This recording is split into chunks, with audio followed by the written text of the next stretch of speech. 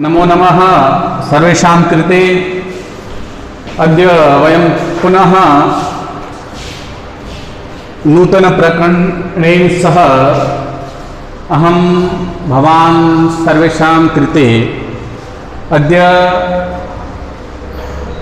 पठामः यत् अस्माकं प्रकरणस्य नाम अस्ति प्रत्ययप्रकरण। अर्थात पूर्व में हमने है वो अपनी इस KVM की डिजिटल ऑनलाइन क्लास में वाच्य को लेकर के है वो कुछ वीडियो अपलोड किए थे। आज पुनः अपने 10वीं क्लास के लिए जो एक और टॉपिक है प्रत्यय प्रकरण, उसको लेकर के है वो 4 नंबर के सवाल है वो बोर्ड परीक्षा में पूछे जाते हैं। और जो रीट और जो सेकंड ग्रेड टीचर के जो एग्ज़ाम की तैयारी करते हैं वहाँ पर भी ये जो टॉपिक है वो इससे संबंधित सवाल पूछे जाते हैं और 2 या 3 नंबर के सवाल है वो पूछे जाते हैं। तो आइए आज पुनः आप सबका है वो हमारी इस डिजिटल क्लास में हार्दिक अभिनंदन और स्वागत। अपना जो आज प्रकरण है वो है प्रत्यय प्रकरण। तो आइए चलते हैं और पढ़ते हैं अपना टॉपिक प्रत्यय प्रकरण। वैसे अपन जानते हैं कि संस्कृत के अंदर जो उपसर्ग होते हैं वो 22 होते हैं। द्वाविंशति उपसर्गः भवन्ति संस्कृत भाषायाम। तर्हि जो प्रत्यय होते हैं ये निर्धारित नहीं है। ये है वो जिस क्लास में हमें वो पढ़ते रहते हैं वो प्रत्यय है वो कभी बढ़ जाते हैं, कभी प्रत्ययों की कमी हो जाती है। तो प्रत्यय जैसे वो उपसर्ग है वो निर्धारित है 22, वैसे प्रत्ययों है ये है वो इसमें है वो अलग अलग। जैसे जिस कक्षा में हम पढ़ते हैं, जैसे 9th में है वो प्रत्यय ज़्यादा है, वहीं हम प्रत्यय अगर 10th क्लास में पढ़ते हैं तो वो प्रत्यय है वो थोड़े कम हो जाते हैं। तो चलिए चलते हैं अपने टॉपिक की ओर। प्रत्यय प्रकरण। प्रत्यय होते क्या हैं? प्रत्यय अर्थात वे पद या पदांश जो किसी धातु या शब्द यानी पद के बाद में जुड़ करके एक नए अर्थ को प्रतिपादित करते हैं, एक नया अर्थ है वो उससे निकलता है, वो प्रत्यय कहलाते हैं। तो इसकी है वो ये प्रत्यय की परिभाषा रहती है। और जो प्रत्यय पद है वो प्रति उपसर्ग ए और अच के संयोग से प्रत्यय पद का है वो निर्माण होता है। और इसकी ये परिभाषा आपके सामने, वे पद या पदांश जो किसी धातु या शब्द के बाद में जोड़ करके एक नए अर्थ को प्रतिपादित करते हैं, एक नया अर्थ निकलता है, उससे वो प्रत्यान पद से वो प्रत्यय कहलाते हैं। अब इस प्रत्ययों के भेद, प्रत्यय जो है वो 3 प्रकार के होते हैं। पहला इसका जो भेद है वो है आपके कृत प्रत्यय, दूसरा इसका भेद है तद्धित प्रत्यय, और तीसरा जो भेद है वो स्त्री प्रत्यय। कृत प्रत्यय क्या होते हैं?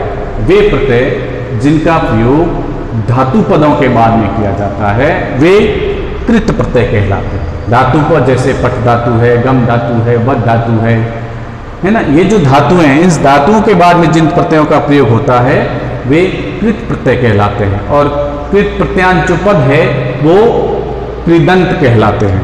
और तद्धित प्रत्यय वे प्रत्यय जिनका प्रयोग है वो संज्ञा पदों के बाद में किया जाता है, वे तद्धित प्रत्यय कहलाते हैं। और स्त्री प्रत्यय वे जिन प्रत्ययों का प्रयोग पुल्लिंग पदों को स्त्रीलिंग बनाने के लिए किया जाता है वे है वो आपके स्त्री प्रत्यय कहलाते हैं। तो आइए जानते हैं पुनः लिखित रूप में इसकी परिभाषा। कृत प्रत्यय, कृत प्रत्यय अर्थात वे प्रत्यय जिनका प्रयोग धातु पदों के बाद में किया जाता है वे कृत प्रत्यय कहलाते हैं। और कृत प्रत्यांत पद है वो कृदंत कहलाते हैं। आइए कुछ उदाहरण से है वो हम देखते हैं। जैसे पठ धातु है, अभी हमने पढ़ा जिनका प्रयोग धातु पदों के बाद में होता है वे कृत प्रत्यय कहलाते हैं। अनियर एक कृत प्रत्यय है, तो पठ धातु के बाद अनियर प्रत्यय जुड़ा तो इससे जो बनने वाला जो पद है वो पठनीय हुआ। ये पुल्लिंग पद है, इसका नपुंसकलिंग रूप भी होता है और स्त्रीलिंग रूप भी होता है। इस प्रत्यय का जो प्रयोग होता है वो तीनों लिंगों में होता है। ये जब उनकी परिभाषा है वो अलग अलग प्रत्ययों के बारे में जब हम पढ़ेंगे तब आपको है वो अच्छी तरह से हम है वो बताएंगे कि इस प्रत्यय का क्या अवशेष रहता है, क्या जुड़ता है, क्या अर्थ निकलता है और किन किन है वो लिंगों में इसका है वो प्रयोग होता है। तो इसका पुल्लिंग रूप होगा पठनीय, वही स्त्रीलिंग होगा पठनिया और नपुंसकलिंग रूप होगा इसका पठनियम। एक और उदाहरण है हमारे सामने, दूसरा उदाहरण चल के साथ कत प्रत्यय, कत, कतवतु, तव्यत और अनियर, ये आपके 10th क्लास में 4 प्रकार के प्रत्यय चलते हैं। तो चल के साथ जब कत प्रत्यय जोड़ा हमने तो इससे जो प्रत्यांत पद बना वो बना चलितः। चलितः अर्थात चला गया। पठनीयम, पठनीय पद का अर्थ होता है पढ़ना चाहिए। तो ये कत और कतवतु जो 2 प्रकार के प्रत्यय हैं ये आपके भूतकालिक प्रत्यय हैं। अगला उदाहरण वध के साथ तुमुन प्रत्यय, वैसे ये तुमुन है वो इसके उदाहरण है वो बहुत सारी पाठ्य पुस्तक में मिलेंगे अपन को, लेकिन हमारे है वो निर्धारित जो पाठ्यक्रम है वहाँ ये प्रत्यय नहीं है।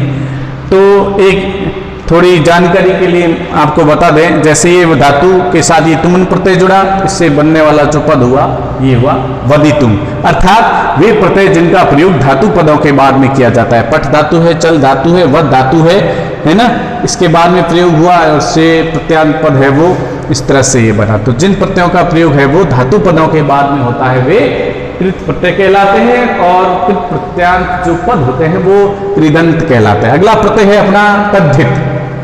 तद्धित वे प्रत्यय जिनका प्रयोग संज्ञा पदों के बाद में होता है। संज्ञा पद जैसे है ना, संज्ञा है इन्हें, अर्थात किसी का भी नाम, संज्ञा यानी नाम, किसी व्यक्ति का, वस्तु का, दशा, अवस्था, गुण आदि के नाम को है वो संज्ञा कहते हैं। तो वे प्रत्यय जिनका प्रयोग संज्ञा पदों के बाद में किया जाता है वे तद्धित प्रत्यय कहलाते हैं। और ये जो तद्धित प्रत्यय है आपके 10वीं के पाठ्यक्रम में और रीट में भी यही प्रत्यय है, इससे थोड़े और भी है प्रत्यय तद्धित प्रत्यय, लेकिन अभी मैं आपको जो बता रहा हूँ वो 10वीं के पाठ्यक्रम को लेकर के है।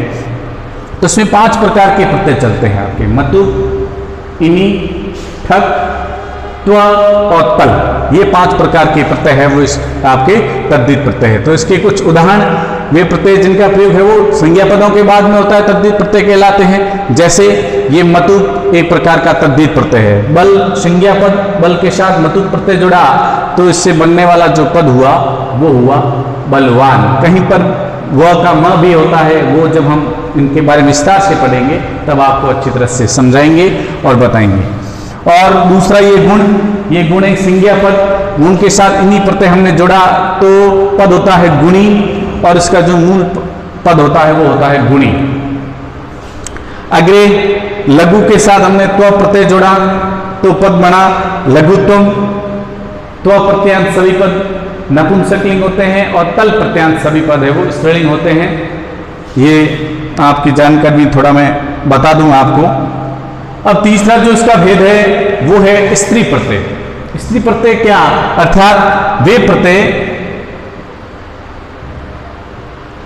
जिनका प्रयोग पुल्लिंग पदों को, पुल्लिंग पद है जैसे बालक पद है, नद पद है, सरल पद है, गीत पद है, अज पद है, मूर्छिक पद है, ये जो सभी प्रकार के जो पद है ये पुल्लिंग पद है। उस पुल्लिंग पदों को स्त्रीलिंग बनाने के लिए जिन प्रत्ययों का प्रयोग होता है वे स्त्री प्रत्यय कहलाते हैं।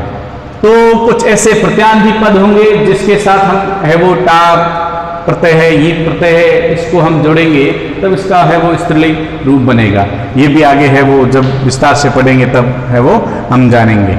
जैसे इसके कुछ उदाहरण है, बालक के साथ टा प्रत्यय जुड़ा तो बालिका पद बन गया। ये ई की मात्रा कैसे आई, इनकी जानकारी है तो आपको मैं बता दूं। ये जो ककार है पद के अंत में क वर्ण होने के कारण पूर्व वाले वर्ण के साथ है वो ई की मात्रा जुड़ जाती है ना। जैसे मूर्छिका, मूर्छिका, बालका, बालिका, इस प्रकार से। बाकी जैसे वो सरल है तो सरल का सरला होगा, है ना। ये थोड़ा ध्यान में रखना।